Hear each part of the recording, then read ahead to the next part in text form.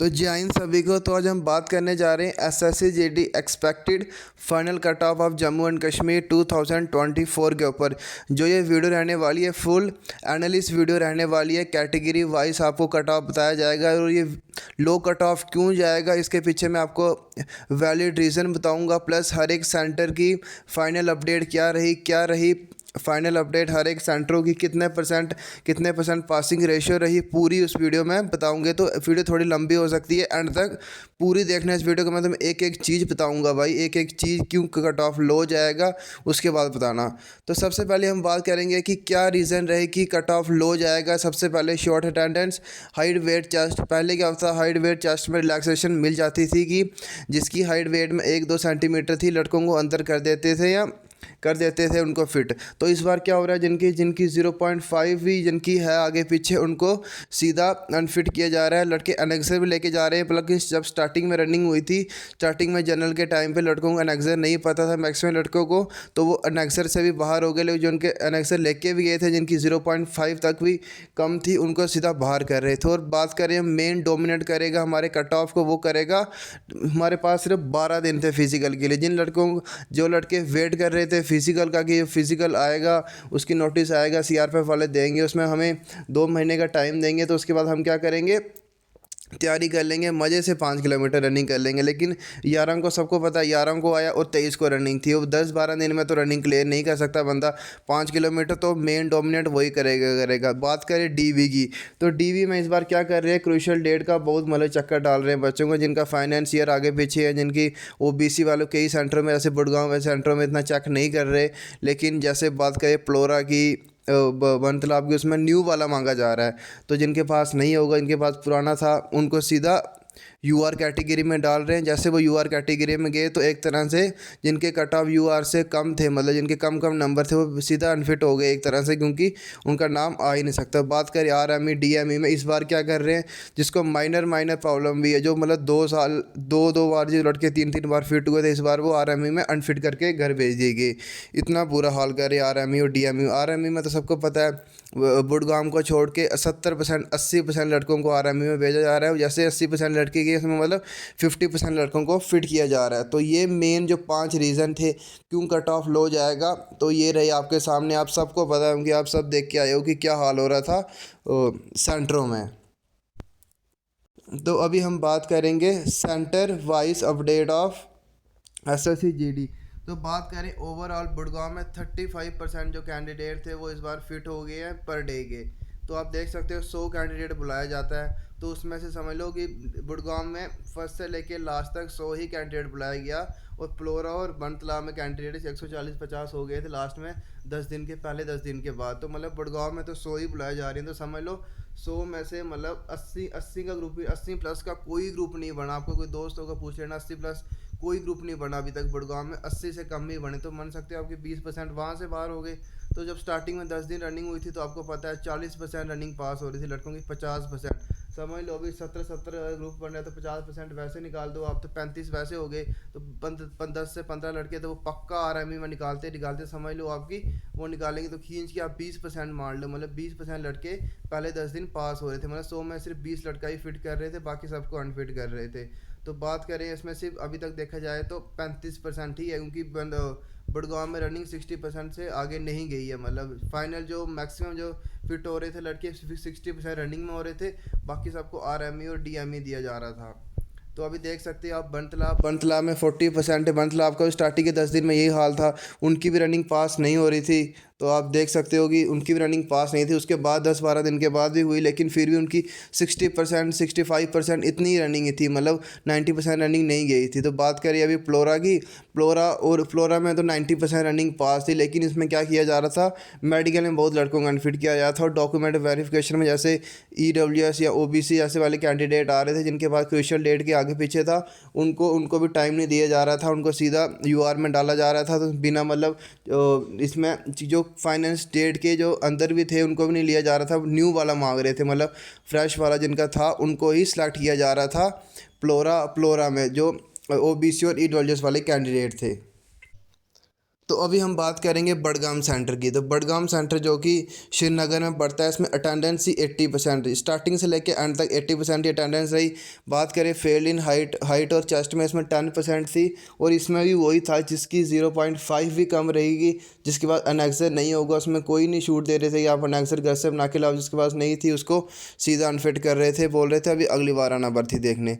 तो बात करें अभी इसमें फिजिकल क्लियर की 60%, और पहले जब जनरल की चली थी इसमें 40% था, मतलब 40% के आसपास ही। सबको पता है बडगाम में स्टार्टिंग में क्या हो रही थी, रनिंग पास नहीं हो रही थी।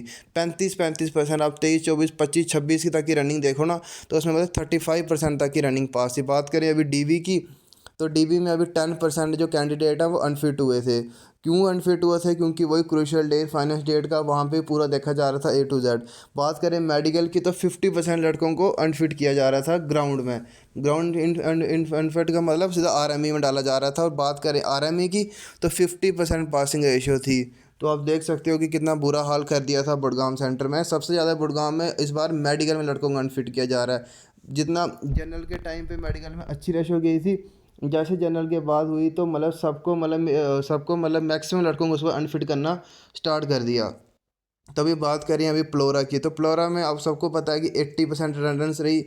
पहले पहले 10 दिन तो उसके मतलब 90% तो रनिंग हर पास ही थी। मतलब प्लोरा में चाहे आज करवाओ चाहे 10-15 दिन बाद करवाओ, मतलब इसमें 23 तारीख से लेकर रनिंग स्टार्ट हुई, 23 तारीख को भी 90% रनिंग पास थी प्लोरा में। तो बात करें हाइट वेट और चेस्ट की, तो सबसे ज़्यादा यहाँ पे कैंडिडेट अनफिट कर रहे हैं हाइट वेट और चेस्ट में, वो प्लोरा में ही किए जा रहे हैं। तो बात करें अभी फिजिकल तो सबको पता है 90% क्लियर। बात करें डीवी भी 20%, क्योंकि यहाँ पे जो क्रूशियल डेट का मतलब अगर एग्जैक्ट क्रूशियल डेट नहीं हुई आपकी, तो आपको या वो जनरल कैटेगरी में डाल देंगे या तो आपको बोलेंगे अपना इस डेट का लाओ। अब जिसके बाद कैंडिडेट के पास अवेलेबल ही नहीं होगा अपना वाला, तो वो कहाँ से लाएगा? बना भी लेगा तो उस डेट का बनेगा ना, उसी दिन का बनेगा, वो तो अनएक्सेप्टेबल है।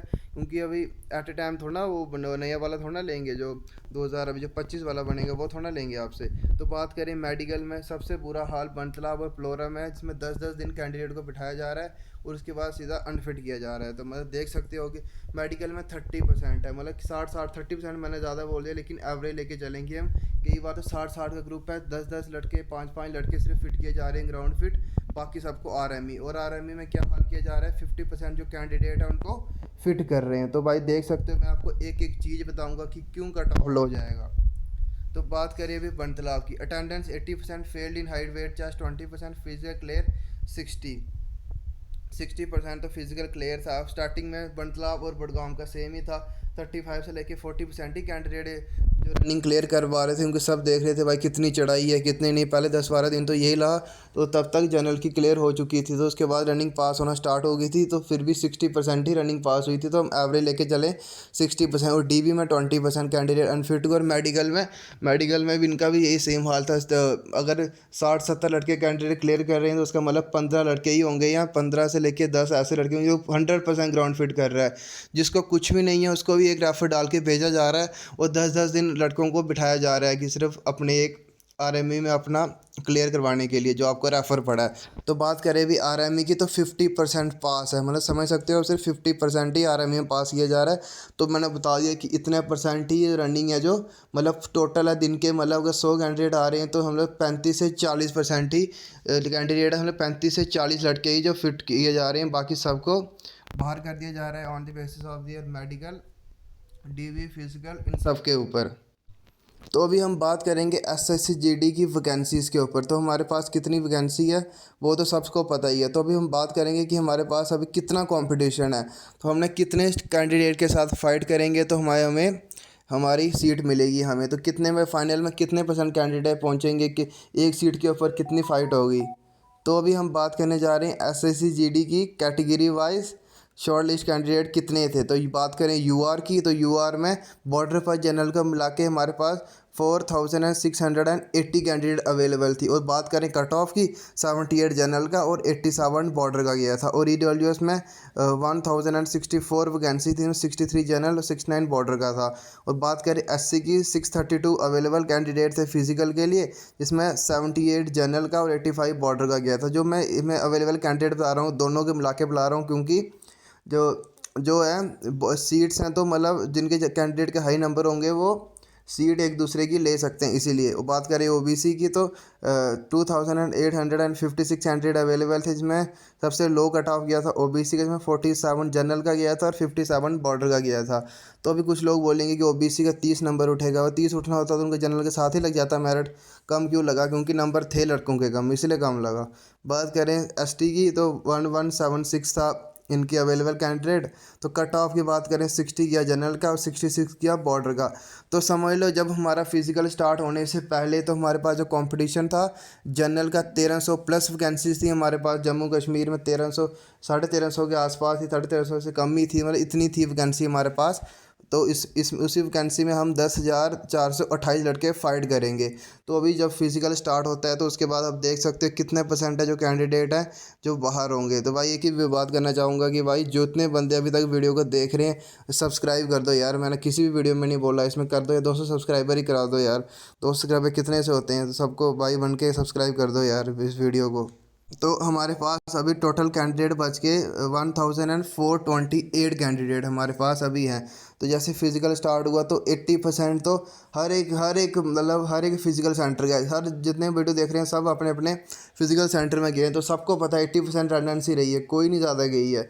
तो 80% हमारे पास आ गया। तो 80% मतलब आए तो मतलब 20% लड़के बाहर हो गए। जैसे 20% लड़के बाहर हो गए समझ लो बैठे बैठे ही आपका 20% लड़के बाहर हो गए। तो हो गए हमारे पास 8690 कैंडिडेट। बात करें हाइट वेट चेस्ट की 20% तो हर में बाहर हो रहे हैं। स्टार्टिंग में तो ज़्यादा बाहर हो रहे थे क्योंकि रीज़न एनेक्सर नहीं था। और बात करें उसके बाद हाइट वेट चेस्ट में ज़्यादातर ये देखा जा रहा था कि जिसकी हाइट घर पे 2-3 सेंटीमीटर भी प्लस में थी उसको माइनस किया जा रहा था। मतलब सीधा खड़ा करके आगे पीछे खड़ा करके हाइट में जानबूझ के बच्चों को बाहर निकाल रहे थे। क्योंकि पिछली पहले भर्तियों में क्या होता था लड़कों को फिट कर देते 1-2 सेंटीमीटर देखते थे ठीक है, आगे पीछे करके लड़कों को फिट। इस बार 0.5 से भी कैंडिडेट बाहर हुए हैं। तो अब देख सकते हैं हाइट वेट चेस्ट में क्या चला उसमें मतलब आप निकालो मतलब 20% ही बाहर रखो चलो हर एक ग्रुप में।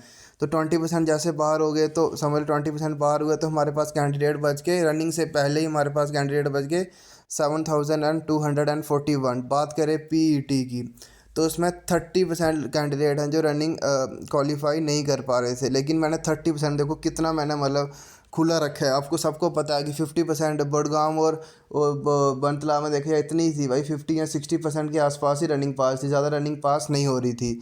तो आप देख सकते हो अभी।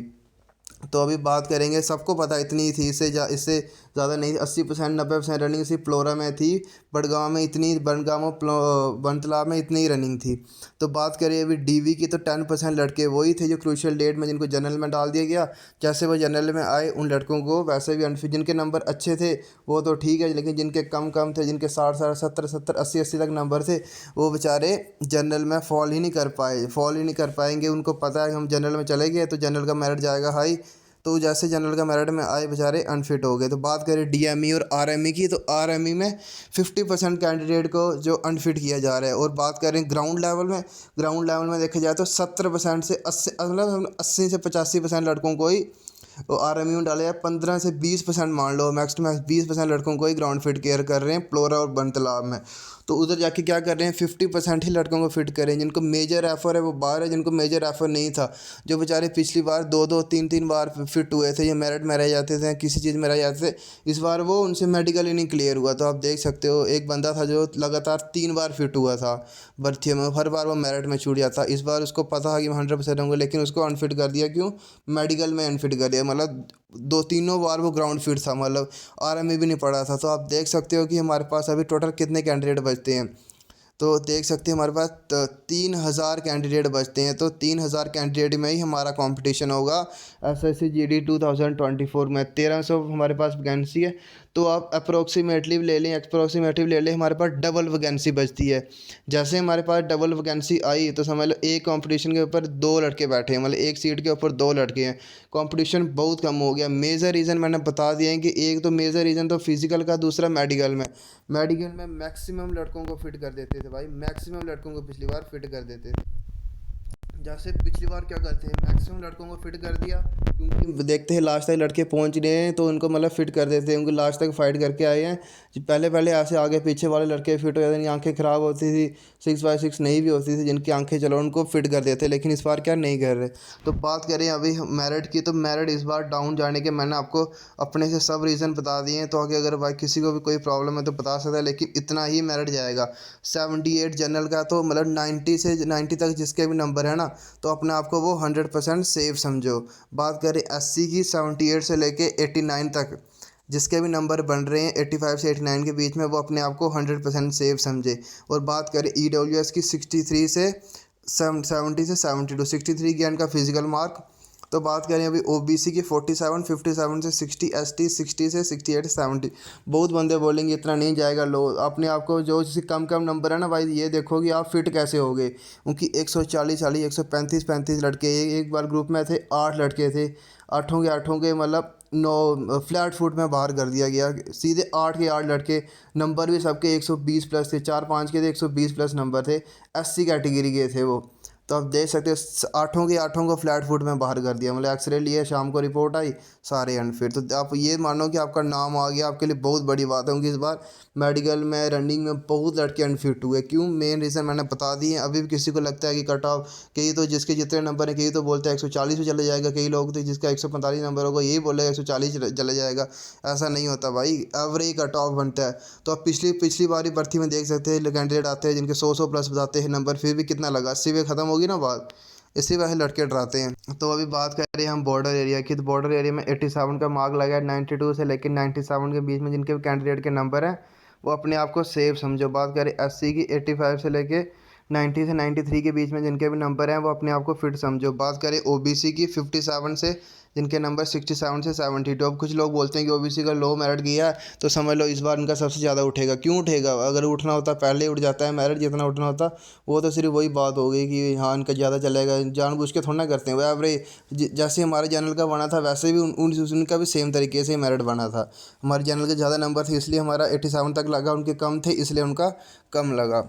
तो बात करें अभी ST की, तो 66 से लेकर 73 से 76, EWS की 69 से 78 से 80। तो इतना ही कट ऑफ रहेगा। मैंने आपको सारे मेन रीज़न बता दिए गए कट ऑफ लो क्यों जाएगा, क्योंकि इस बार ग्राउंड क्लियरेंस से लेके सब कुछ बता गया। अभी कि वीडियो अगर किसी को भी पसंद आई तो भाई एक काम करो, लाइक शेयर कर दो यार, सब्सक्राइब कर, 200 सब्सक्राइबर कर दो इस दिवाली के ऊपर।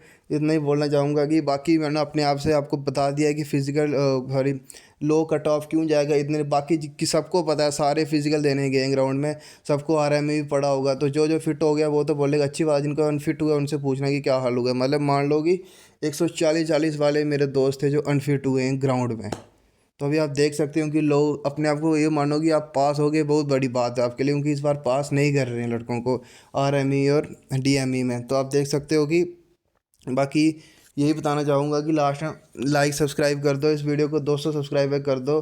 बाकी किसी को कोई प्रॉब्लम होगी या कुछ होगा कमेंट सेक्शन में पूछ लेना। बाकी देखो जिसको भी लगता है हाई कट ऑफ जाएगा उसको ये वाली वीडियो दिखा दो जाके, मैंने एक एक चीज़ इसमें भाई बारीकी से एक्सप्लेन करी है। बाकी थैंक यू भाई।